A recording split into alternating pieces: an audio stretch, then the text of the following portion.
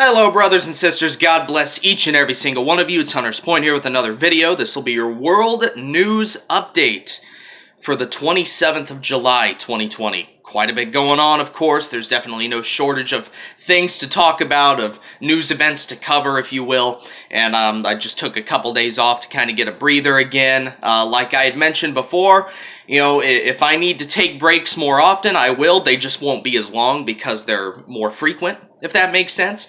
So I just took a couple days to get a breather and kind of construct where I wanted to go next. I've got several video ideas in the works, other than just this world news update here. I've got many videos planned. If the Lord tarries, I hope to be able to record and upload them. So I will get right into the update. It's 4 articles. It's off of endtimeheadlines.org, all 4 of them. So I'm going to get into the update right now. Unraveling more rioting and lawlessness breaking out in cities all across the United States. Rioting and lawlessness continues to spread all across American cities, as more than half a dozen U.S. cities unraveled on Saturday night, resulting in mayhem and chaos, including damage to federal buildings, local police precincts, and a fatal shooting in Austin, Texas, according to a report from Fox 32. The report stated that similar protests and violent demonstrations are happening across the country, still following the death of George Floyd, a black man in Minnesota who died while in police custody. Video of the May 25th, 2020 encounter with police officers showed a white officer putting his knee on the back of Floyd's neck for more than 8 minutes. Floyd would end up dying later that day. Fox 32 went on to state that Floyd's death, as well as the police shooting death of Breonna Taylor in Louisville, Kentucky, and other black men and women, sparked widespread protests and demonstrations in the United States and all across the world for that matter, which still continue in some cities to this very day. These have seemed to be the spark of what has ignited a powder keg of riots, looting, and violence all across the country, including Portland, Oregon, where rioters broke through a reinforced fence that surrounded the Mark O. Hatfield U.S. Courthouse in the downtown area, resulting in federal agents being dispatched to guard the building and deploy tear gas, where the Portland police declared the scene a riot around 1:15 a.m. local time. The report would go on to say, meanwhile, the violence was so bad in Seattle that rioters threw an explosive device that created an 8-inch hole in the wall of a police department's East District, according to the police chief Carmen Best, which said, according to the Seattle Times, quote, "What we saw today was not peaceful. The rioters had no regards for the public safety or for officers' safety or for the businesses and property that they destroyed." Unquote. Where all this is leading is speculative, but some fear that we could be seeing troubling times in the months ahead. I would agree with that. I mean, birth pains do not decrease in both intensity and frequency until the baby comes. They increase, all right? So it's only going to get worse in the months ahead, in my opinion, and that's why I believe that the rapture of the church is so imminent, right? Because it's going to get worse, but as the church, as the bride of Christ, we're not going to be here when it gets really bad. So if all this stuff is on the horizon, that must mean the rapture sooner, right? Second article, rumors of wars. Israel and Hezbollah prepare for their next round of conflict. Israel and Hezbollah are again embroiled in a perilous dynamic of escalation. How things unfold, as always, depends on the degree of self-restraint and the level-headedness on both sides. And just as importantly, on luck. Hezbollah plans to perpetrate a terrorist attack in the coming days. Hence, the Israeli Defense Forces dispatched reinforcements to the Lebanese border last week and raised the alert levels. Hezbollah leader Hassan Nasrallah said in the past that he would retaliate from Lebanese soil for any harm done to his personnel, even if they were wounded or killed in Syria. Such was the case last September following the assassination of a Hezbollah drone cell in the Syrian Golan Heights, and such is the case now as he seeks to avenge the death of a Hezbollah operative in an airstrike on Damascus International Airport last Monday, which has been attributed to Israel. We can assume that if Israel was indeed behind the attack, Israeli officials didn't know the Hezbollah operative was present at the targeted site. Efforts are usually made to avoid casualties, which increase the likelihood of a counter-response. But from the movement, the relatively junior operative was killed. The situation took on a life of its own. Social media sites in Lebanon erupted with users mocking Nasrallah for failing to back up his words to retaliate against Israel. It seems he initially couldn't decide whether or not to retaliate, but the IDF's recent measures indicate the decision has already been made in Beirut. Nasrallah does not want a war. He is in unprecedented distress. Lebanon is in tatters economically, on the verge of insolvency. Unemployment numbers are through the roof as well in Lebanon. Because it is part of the government, Hezbollah is perceived as being part of the problem. The terrorist group has not avoided the vitriol of the masses, not least because many of the problems stem from the economic sanctions imposed against it, which heavily burden Lebanon's financial systems. So definitely tensions are on the rise between Israel and the Hezbollah terrorist organization. So keep your eyes on the Middle East as well as things that go on here internally within the United States.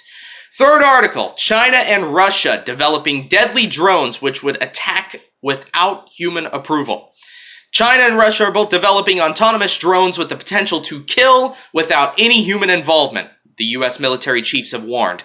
Pentagon leaders in charge of America's military applications of artificial intelligence claim both countries are ignoring the ethical limits or considerations regarding the use of such drones. Artificial intelligence is increasingly being used in both civilian and military operations. The comments came from Nand Mulchanani. I hope I pronounced that okay. He's the acting director of the Joint Artificial Intelligence Center, according to a Pentagon transcript. Quote, "We know that China and Russia are developing and exporting AI-enabled surveillance technologies and autonomous combat systems without providing any evidence of adequate technical or ethical safeguards and policies," unquote. And this is what that AI chief told reporters. He highlighted China's use for AI for domestic policy, various political issues such as censorship and facial recognition, but also warned of many military applications which are causing alarm. So that is that third article. China and Russia are, as we're speaking right now, they're actively developing AI drones that could attack without the approval of humans. Fourth article, fear of harbingers as DC bombarded with lightning storm and the Statue of Liberty struck by red lightning. Two events that just took place as many believers wondering if God Almighty is sending yet more warnings to the United States of America. Could be warnings. I believe it's judgment from the January 28th Deal of the Century Peace Plan. I believe we are still being heavily judged for attempting to divide the land of Israel. The first event was an intense lightning storm that recently took place over New York City that resulted in lightning striking Lady Liberty and was captured on video. I believe I counted 7 red lightning strikes. How about that? The number 7. We know 7's the number of completion, so there you go. The second event was a series of powerful thunderstorms that recently besieged Washington, D.C. and some surrounding areas on Thursday night, producing intense lightning to light up the night skies, prompting some to even speculate whether the gods were angry or if aliens were finally attacking our planet. Give me a break, right? Aliens, little green men attacking our planet. Give me a break, would you? I mean, seriously. We know what this is. First off, it's not gods, it's God, all right? Singular, not plural. Second off, aliens? No, all right? Obviously, I believe in the presence of fallen angels, the Nephilim, but not little green men that are attacking our planet. I don't mean to sound coy here, but give me a break. All right, honestly. We know that this is judgment for the Deal of the Century Peace Plan, right? We know that God is not happy. He is not happy with the United States trying to divide the land of Israel. So there you go. I just figured I'd throw that out there. Some even say it was yet another prophetic harbinger indicating troubling times in the days ahead for the U.S. That I would obviously agree with, right? Very troubling times, very perilous times, as we read in 2 Peter 3. Which, you know what, I'll actually read now. 2 Peter chapter 3, verses, let's do 3 through 5. So we know that there's scoffers in the last days as well.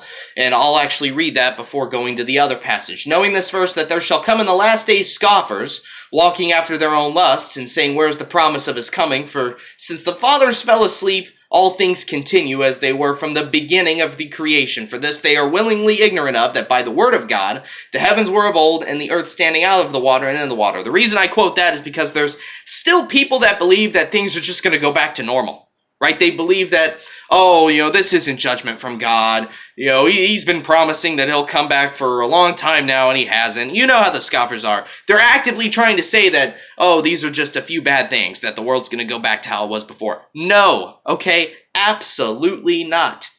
Things aren't going to go back to the way that they were before. I hate to say it, but it's not going to go back to how it was before. Now let me go and do a quick Bible search, and we're going to do 2 Timothy. We'll do 2 Timothy chapter 3, verse 1, and you know what? We'll do 1 through 5. That's what we'll do. This know also that in the last days perilous times shall come, as well as scoffers, obviously.